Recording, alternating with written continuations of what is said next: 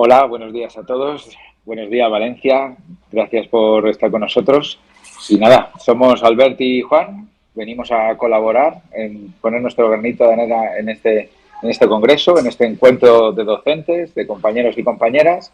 Y esperamos que sea útil y esperamos también que nuestra pequeña colaboración, pues sobre todo os ayude a pensar y os ayude a saber qué pruebas hay, qué evidencias hay en torno a ciertas cuestiones que tienen que ver con los ámbitos, ¿no? Nosotros, como siempre nos gusta hacer, lo que pensamos es aportaros una perspectiva diferente que quizá os pueda ayudar a argumentar en torno a los ámbitos. Sin más, dejo a mi compañero Albert. Molt bon dia, València, companys i companyes. Gràcies per la vostra amable invitació en nom del Juan i de la meva pròpia. Sentim molt no estar físicament avui amb vosaltres, però esperem que el que us hem vingut a explicar avui sigui del vostre interès.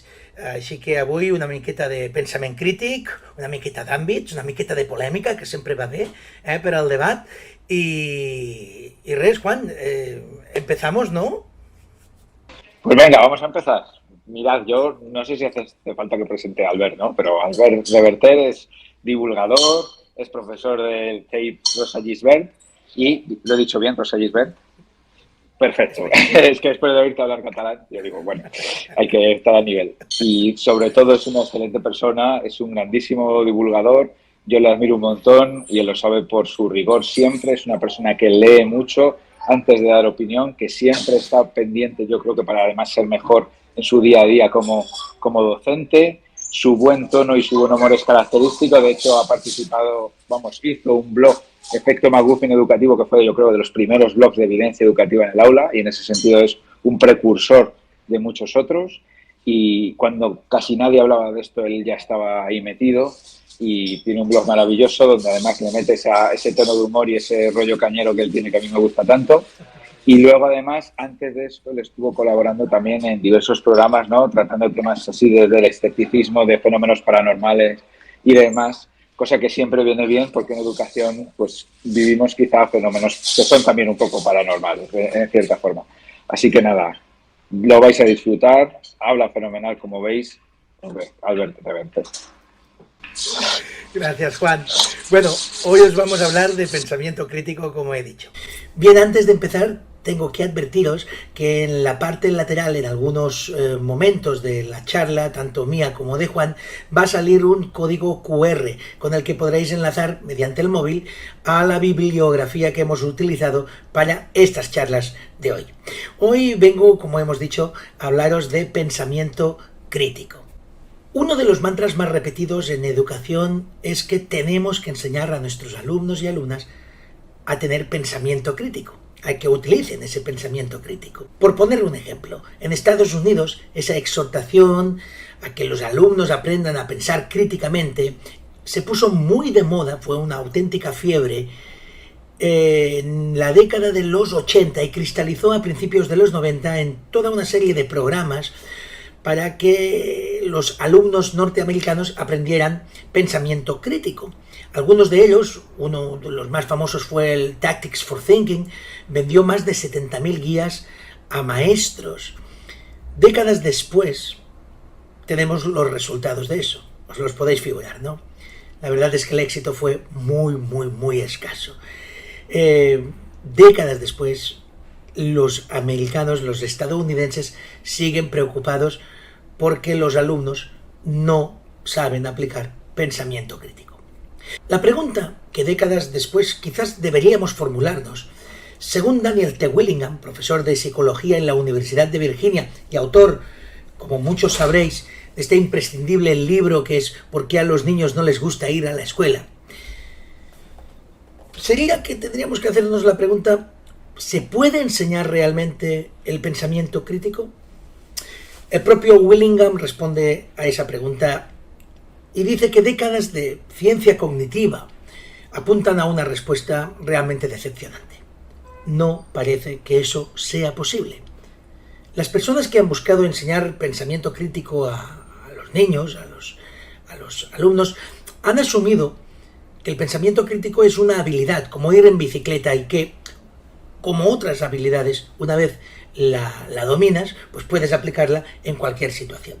La investigación en la ciencia cognitiva muestra que no es ese tipo, por desgracia, de habilidad. Los procesos de pensamiento están entrelazados con el contenido del pensamiento, es decir, con el dominio del conocimiento.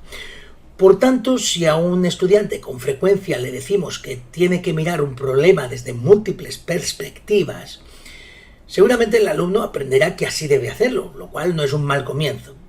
Pero el problema es que si no sabe mucho sobre ese problema que está planteado, no puede pensar en él realmente desde esas múltiples perspectivas que le estamos pidiendo. Podemos enseñar a los estudiantes máximas sobre cómo deben pensar, pero sin conocimientos previos y práctica probablemente no podrán implementar esos buenos consejos. Es verdad que no tiene demasiado sentido tratar de enseñar hechos y conceptos sin dar a los estudiantes la oportunidad de practicar su uso. Pero hay que decir alto y claro que tampoco tiene sentido tratar de enseñar pensamiento crítico sin esos contenidos de hechos y conceptos previamente. Otro aspecto del pensamiento crítico tiene que ver con la actitud, con los rasgos de personalidad. Y la situación, el contexto en que esa persona se encuentre. Eso puede hacer que aplique el pensamiento crítico o no lo haga. Porque no quiere, porque no cree que sea necesario.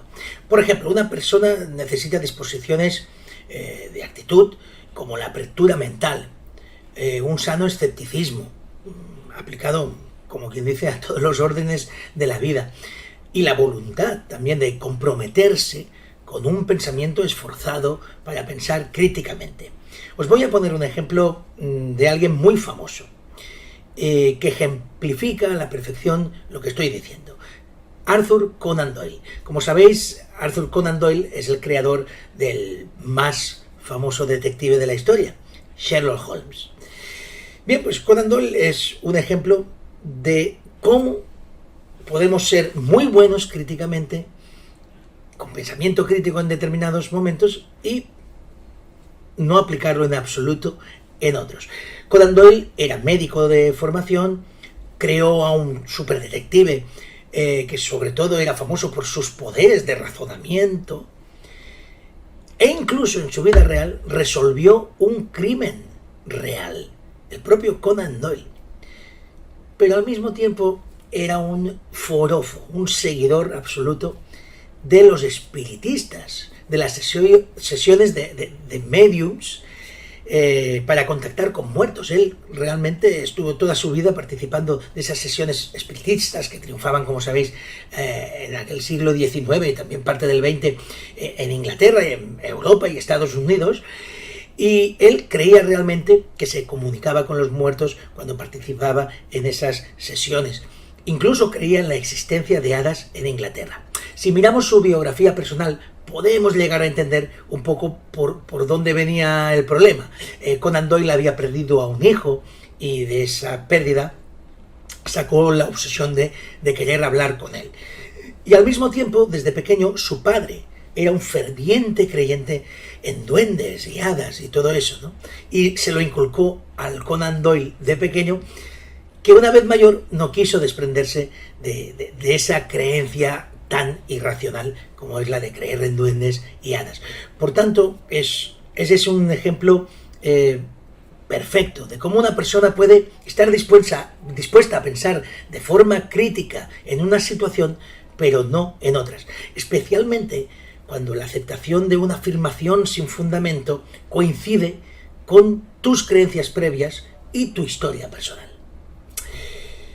Veamos ahora, os invitamos a ver un pequeño vídeo que hemos preparado para explicaros, repasar estos conceptos y añadir otros de nuevos y explicaros por qué el pensamiento crítico, pensar críticamente, es tan difícil. Empecemos por las malas noticias. El pensamiento crítico no es un conjunto de habilidades que tengamos y apliquemos cada vez que las necesitamos.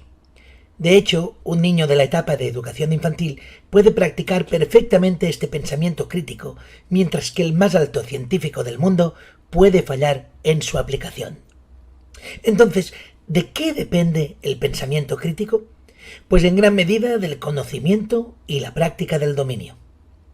Podemos aplicar fantásticamente bien el pensamiento crítico en términos de historia si hablamos, por ejemplo, de la guerra de sucesión entre Felipe V y el archiduque Carlos. En cambio, quizás olvidemos esa perspectiva al hablar de la Guerra Civil Española o la Segunda Guerra Mundial.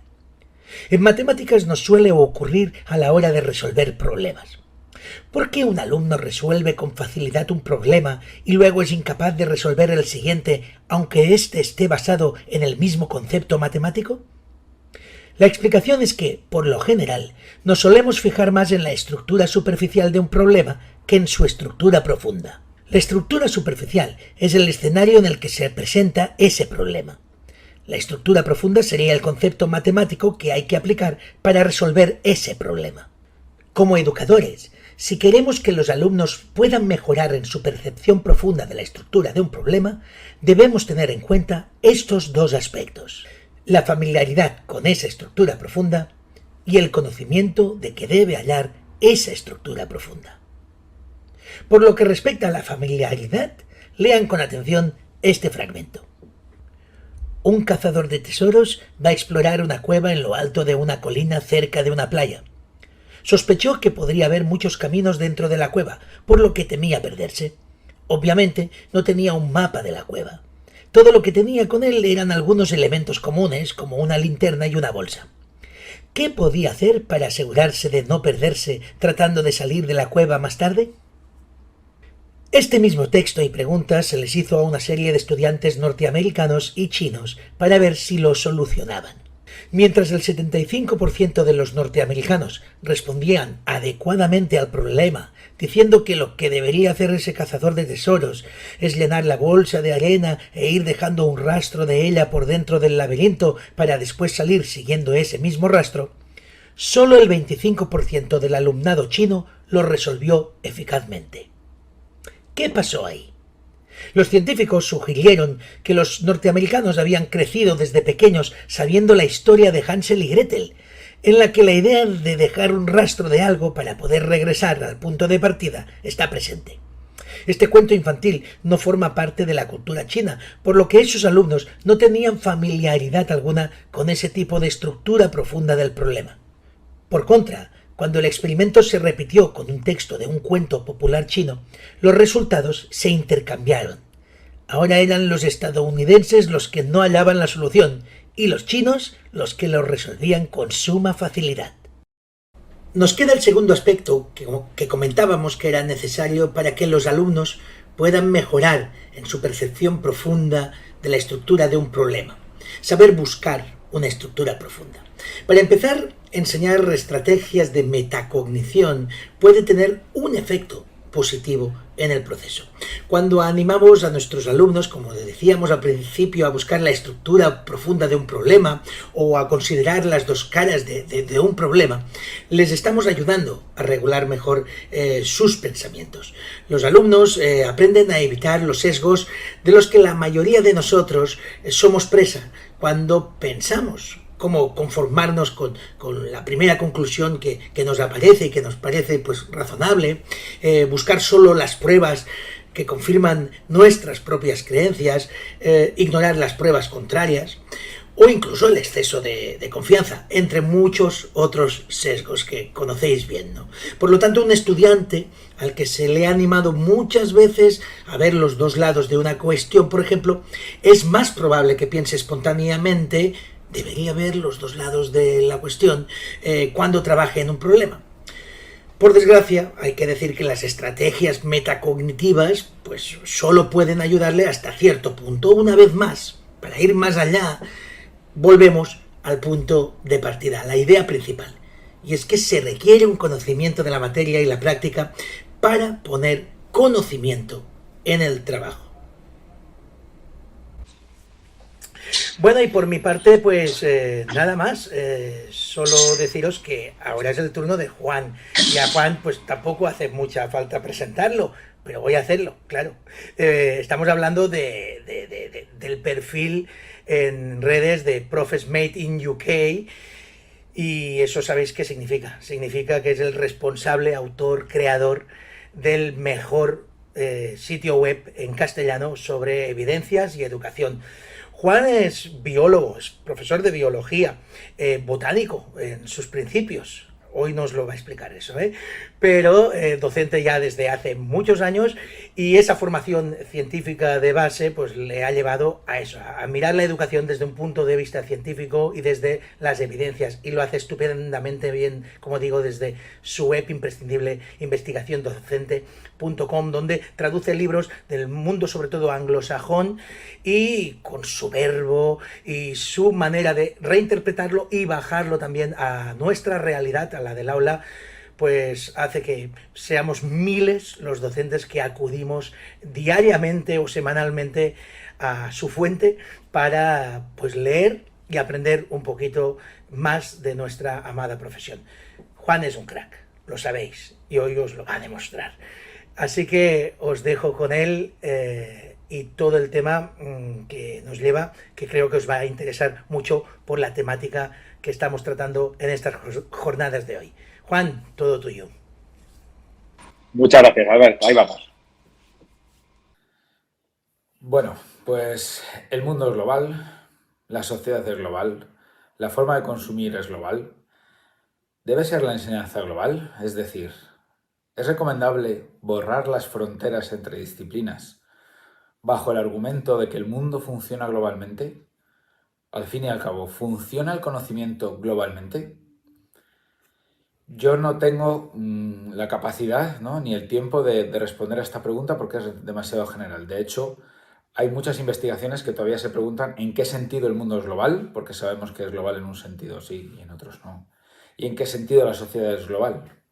Por tanto, y como diría Eugenia Cheng en un libro buenísimo que se llama Pensar mejor, que os invito a leer, no parece una forma lógica, ¿no?, de aproximarse a la problemática esta de la enseñanza por ámbitos, ya que el argumento inicial ya se trata de una generalización que simplifica la realidad. Como el mundo es global, la educación tiene que ser global. Bueno, pues habría que empezar por definir qué quiere decir exactamente que el mundo es global y si eso es lo deseable. Claro, pero sí tenemos argumentos, y esos son los que yo trataré de exponer brevemente, sobre si existen unas habilidades generales que podamos enseñar globalmente. Albert ha hablado del pensamiento crítico y yo os voy a hablar de algunas otras, ¿no? Es decir, si existe alguna especie de conocimiento general que es transferible entre disciplinas muy distintas. Al fin y al cabo, si existe la transferencia lejana. O sea, que si yo trabajo, por ejemplo, biología y una forma de resolver problemas, esa forma de resolver problemas me va a ayudar a resolver problemas, por ejemplo, de otras disciplinas, como si fuera la física y la química, ¿no? Bueno, entiendo que por lo que he leído del tema, el principal argumento de los ámbitos es que el alumnado podrá aprender a la vez a ser creativo en biología y matemáticas o a la vez en historia y en lengua, ¿no? Entonces yo me pregunto, y es la pregunta que os lanzo, ¿no?, que os invito a haceros, si existe una epistemología general, es decir, si existe una forma de pensar sobre el conocimiento similar en biología y en matemáticas, si existe una metacognición general en lengua y en historia, ¿no? Albert nos ha preguntado si el pensamiento crítico existe en general. Bueno, yo os quería decir que cada vez un consenso mayor de científicos, educadores, filósofos coinciden en que el pensamiento crítico, en el fondo, es la interacción adecuada de conocimientos, habilidades y disposiciones. Os invito a leer a Bensley, que publicó en 2005 Critical Thinking and the Rejection of Unsustained Claims, que viene a decir un poco esto recogiendo a otros autores como Dunbar o Ennis, ¿no? Es decir, para pensar críticamente sobre una afirmación, una persona debe tener conocimientos relevantes para razonar eficazmente sobre ella, pero también debe saber cuándo usar esas habilidades, ¿no?, y también estar dispuesto a aplicar esas habilidades cuando sea necesario. Claro, ¿cómo sabemos cuándo usar conocimientos y habilidades relevantes? Eso es lo que llamamos una supervisión metacognitiva, es decir, cuándo tenemos que poner en juego los conocimientos y habilidades necesarios para resolver una situación, ¿no? Esa supervisión metacognitiva implica reflexionar sobre el contenido del pensamiento propio, para también autoevaluar la calidad de ese pensamiento, de modo que podamos regular este pensamiento y corregirlo si es necesario porque no era correcto para afrontar ese problema, ¿no? Bueno, sabemos que hay habilidades metacognitivas generales, pero también hay una metacognición que depende de la disciplina. Por ejemplo, para evaluar cómo de bien lo estoy haciendo en una tarea de matemáticas, necesito un conocimiento metacognitivo que es específico, es decir, cómo de bueno soy en matemáticas, también cómo se soluciona esa tarea, qué tipos de estrategias me han funcionado antes para esa tarea. Y todo eso es conocimiento cognitivo, como en la imagen que os proyectamos aquí. La epistemología, entonces, las formas de pensar, digamos así, son globales y pueden aunarse, ¿no?, bajo el paraguas de los ámbitos. En 2018, el National Council de la Enseñanza de las Ciencias de Estados Unidos, que no es nada sospechoso, ¿no?, de ir contra la innovación, en ese documento encontramos esta frase que yo os traigo. Cada una de las disciplinas académicas conlleva formas de pensar y retos intelectuales característicos, y un objetivo importante tanto en la educación infantil como en la secundaria es desarrollar la facilidad de los estudiantes con los modos de pensamiento de las materias que estudian. Si no se familiarizan con el lenguaje académico utilizado dentro de cada una de las áreas de conocimiento, y entre ellas, los estudiantes no pueden participar fácilmente en el tipo de aprendizaje profundo que les permitirá ir más allá de la memorización de hechos. Os he dicho en educación infantil, pero no es cierto, me he equivocado. Es en educación primaria y secundaria, perdonad, ¿vale? Entonces, en educación primaria y secundaria lo que viene a decirnos este texto es que necesitamos familiarizar a nuestro alumnado con los modos de pensamiento específicos de las materias. ¿Por qué? Porque sin ese lenguaje no podrán participar en un aprendizaje profundo. Es decir, una crítica que probablemente hayáis escuchado es esto de que en el fondo los ámbitos vienen contra la memorización, pero también es una simplificación de la realidad en el fondo, y vosotros creo que lo conocéis bien. Trabajar por ámbitos puede significar que interrelacionamos las materias o puede que no. Y para eso lo que necesitamos son formas, foros donde podamos discutir y participar. Es decir, podemos pensar cómo llevar a cabo la tarea tan importante que se nos encomienda, ¿no? Y en ese sentido yo sí creo, y aprovecho esto para decir, que imponer una metodología en general, y esto lo siento, sé que normalmente me vais a hablar de evidencias, pero esta es mi opinión, es complicado poder resultar eficaz cuando lo que estamos haciendo es imponer un modo de trabajo, ¿no? Un modo de trabajo, además, que en muchos casos no está comprobado, ¿no? y que además en el fondo viene a cambiar la estructura organizativa tan radicalmente. Hacer eso sin contar con el apoyo, ¿no?, sin contar con un tiempo de reflexión conjunto, sin un trabajo comunitario, a mí me parece que es el error de fondo de esta cuestión, ¿no? Bueno, en fin, que la última frase que os leía lo que viene a decir es que sin un proceso de enseñanza-aprendizaje profundo y complejo, lo más probable es que se caiga en la memorización, entendido una memorización como un cramming, ¿no?, como un vomitar, ¿no? O sea que el proceso de enseñanza, aprendizaje profundo y complejo será precisamente por las características peculiares de cada materia, ¿no? Este mismo documento propone después 4 constructos propios de cada disciplina, es decir, 4 cosas características, ¿no? Primera, la epistemología, o sea, las creencias sobre la naturaleza del conocimiento y la naturaleza de dónde se obtiene ese conocimiento, ¿no? Estas pueden funcionar de forma diferente, como dice Bratton en 2005, ¿no?, en distintos ámbitos académicos. Por ejemplo, podemos creer que el conocimiento viene de una autoridad superior, por ejemplo, en teología o en filosofía, que no tiene por qué ser correcto, pero una persona puede creer eso y, sin embargo, pensar que el conocimiento viene de un proceso de construcción general en física teórica. Es decir, no hay unas creencias epistemológicas generales, sino que las creencias epistemológicas también son particulares de la materia, ¿no? Y habrá que explicar cómo construimos el conocimiento de forma diferente en cada una de las materias. También constan de unas prácticas de investigación y estrategias de razonamiento diferentes, y ahí es muy importante hablar de qué investigaciones cualitativas y cuantitativas son propias de cada disciplina, ¿no? Basta ver un debate educativo para darse cuenta de que este tema tampoco está resuelto en educación, ¿no? Las disciplinas también tienen conceptos, marcos generales relacionados con el conocimiento metacognitivo que hemos dicho antes, Y también tienen formas de representar la información, con diferentes tipos de textos, formales e informales. No es lo mismo un texto judicial, por ejemplo, que un texto médico, por ejemplo, ¿no? Es decir, que las formas particulares de un constructo típico de una disciplina difieren, ¿no? Saber qué formas de constructo son esenciales para organizar y transmitir la información, pues es importante. Por ejemplo, los estudiantes pueden construir interpretaciones de acontecimientos históricos a medida que leen textos primarios y secundarios que pueden ser diferentes de los textos primarios y secundarios que utilizamos, por ejemplo, en biología, ¿no? Y es necesario prestar atención a esas perspectivas de los autores y que una persona para interpretar bien esos textos no solo necesita conocimiento histórico, sino que necesita una cosa que se llama el conocimiento pedagógico de contenido. Es decir, yo he dado matemáticas, ¿vale? Yo soy biólogo y claro, la cantidad de ejemplos, de analogías, la calidad de mi cuestionamiento al alumnado, lo que yo sabía de sus creencias equivocadas más frecuentes, etcétera, comparando una disciplina con otra, pues no tiene nada que ver, ¿no? Yo tengo conocimiento matemático porque sé hacer las cosas, el temario lo sabía, pero no tenía conocimiento pedagógico de esa materia, no sabía qué ejemplos utilizar, cuáles son los errores más comunes, etc. Y eso no es automático, ¿no? Eso no es automático.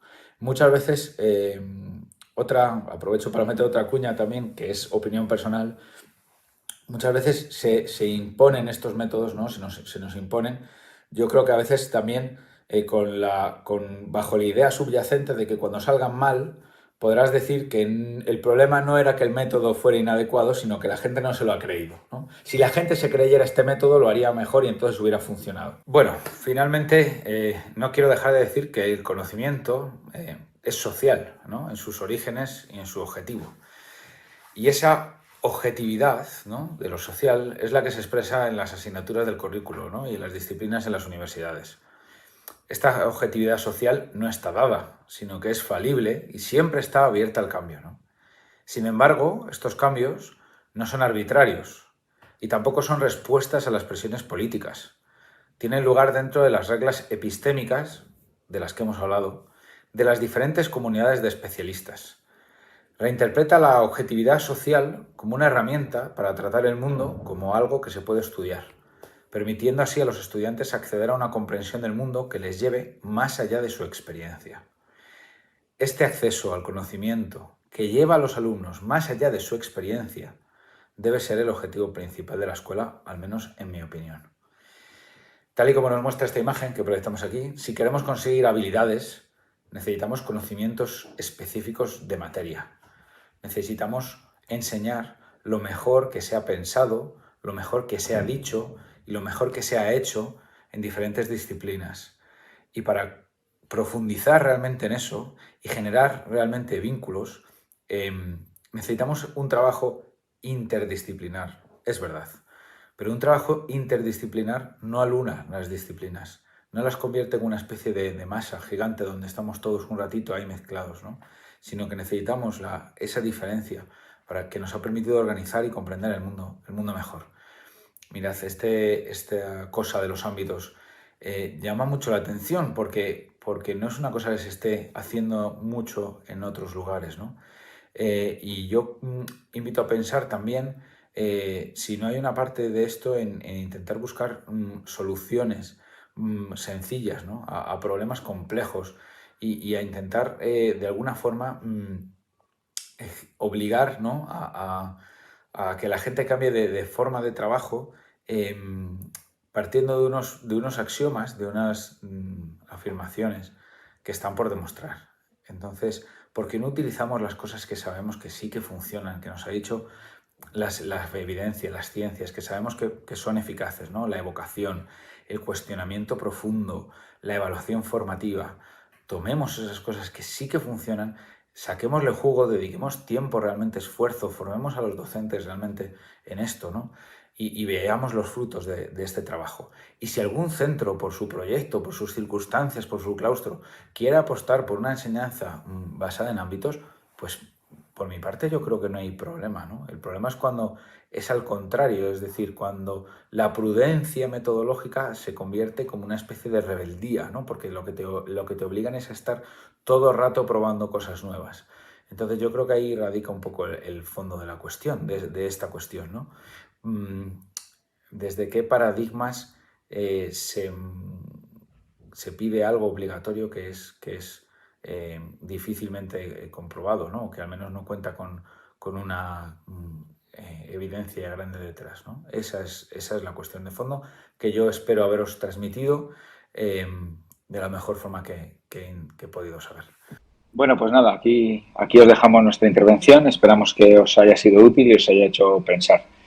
Yo no quería dejar de deciros antes de despedirme que los que proponemos un acercamiento desde la investigación, desde las evidencias, ¿no?, a la educación, tenemos que ser especialmente cuidadosos siempre con la forma en la que expresamos las cosas, con el tono, para ser un ejemplo de personas constructivas, ¿no?, que intentamos siempre proponer alternativas y que cuando lo que proponemos es precisamente resistencias a ciertas modas o tendencias que nos imponen, lo que lo hacemos es siempre desde el afán de construir, ¿no?, desde el afán de proponer una alternativa, porque efectivamente hay alternativas mejores a esto que se nos estaba proponiendo, ¿no? Y a mí me parece que esto es muy importante y que en el día de hoy es importante, pues yo os quería dejar como reflexión este elemento, ¿no?, que ahí nos esforcemos en decir, oye, mira, es que esto hay alternativas mucho mejores, sabemos que funcionan en todos los contextos, el objetivo probablemente sea compartido, es decir, que haya aprendizaje y que haya aprendizaje sobre todo de aquellas personas que más lo necesitan.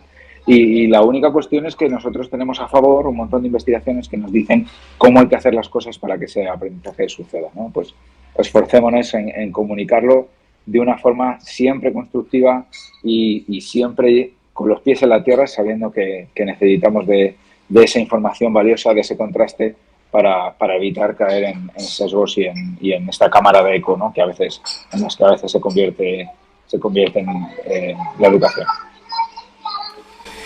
Por mi parte, poco que añadir.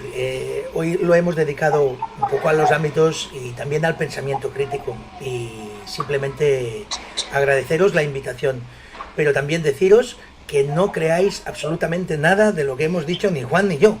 Sed críticos con ello también y por tanto prediquemos con el ejemplo, que es la mejor manera de practicar, como habéis visto, todo este pensamiento crítico. Així que, amics, amigues, gràcies per la vostra invitació. Esperem que les jornades estiguen anant fabulosament bé i fins a la propera, si així ho voleu. Una abraçada. Hasta luego. Muchas gracias.